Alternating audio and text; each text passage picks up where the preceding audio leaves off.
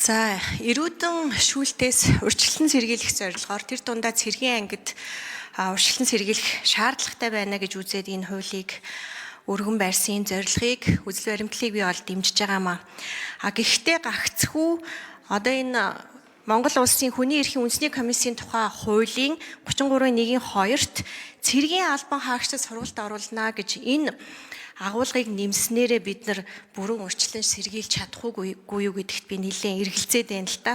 Одоо тэртээ тэргүй байгаа заалтад нь төрийн албан тушаалтан иргэдэд сурчлах гэд орсон байгаа хгүй. Тэгэхээр төрийн албан тушаалтан болон иргэд гэдэгт чинь энэ агуулгад чинь дарга нар нь албан тушаалтан иргэд гэдэгт нь нөгөө цэргүүд маань орчиж гин гэж би үзээд байгаа.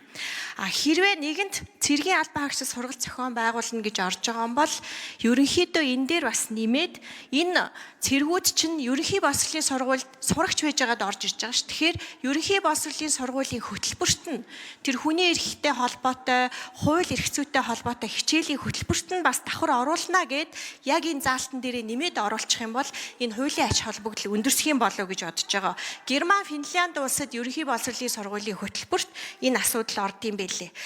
Тэгээд эргээд энэ Монгол улсын хүний эрхийн комиссийн одоогийн төсвийг харлаа л да. Бид нар энэ жил 14.9 тэрбум төгрөгл баталж өгсөн байна. Энийний 13.4 тэрбум урсгал зардал цалин нийгмийн даатгалын шимтгэлтэй л явцдаг.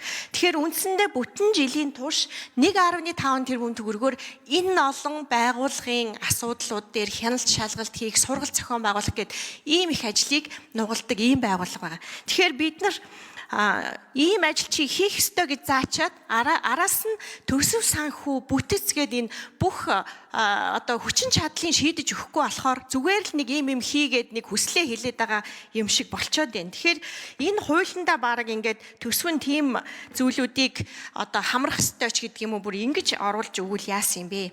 За энэ байгууллага нь өөрөө нэг шүдгүү арслан шиг л ер нь байдаг штэ тийм ээ. Хяналт тавьдаг, сургалт зохион байгуулдаг, илрүүлдэг, шаардлага хөргүүлдэг. Ингээд болчдөг.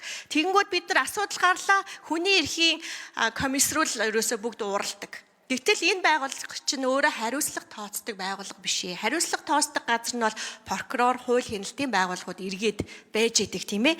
Гэвтэл энэ байгууллагууд дээр чинь бас эрүүдэн шүүхтэй холбоотой асуудлууд яригддаг. Тэгэхээр энийг бид нар илүү боловсронгуй болгож өгөх ёстой юм биш үү.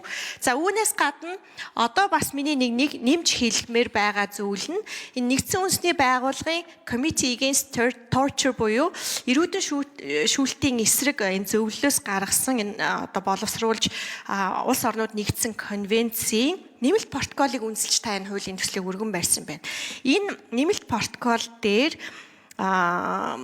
эрүүдэн шүүх болон бусад хэлбэрээр хэрцгий, хүнлэг бусаар хүний нэр төрийг доромжлон харьцах шийтгэх явдлаас урьдчилан сэргийлэх гэж байна. Тэгэхээр энэ бол ганцхан бие махбодын одоо асуудлаас өшөө өргөн хүрээнд ярих төстэй. Өнөөдөр сошиал дээр хүмүүсийг янз бүрээр эрүүдэн шүүж шít, доромжилж гин, өөртөө мэдхгүй хууль хяналтын байгууллага тогтоогоогүй байхад тэр хүнийг буруутан мэтэр одоо баг цаазын цавцсан аваачж шít. Тэр хүний одоо сэтгэл санааны хохирол өчнөн асуудал. Тэгэхээр бид нар ганцхан бие махбодын хүрээ хэмжээнд биш өшөө өргөн хүрээнд өнөөдөр энэ асуудлыг ярихгүй бол өнөөдөр тий сошиал ертөнц хөгжсөн хүний сэтгэл санаа одоо энэ амиа хорлолтын статистикийг ч гэсэн жил болгон бид нар хараад эмэгтэй хүний хувьд эмэгтэй гишүүдийн хувьд сэтгэл шимшрээд ярьж суугаа штэ.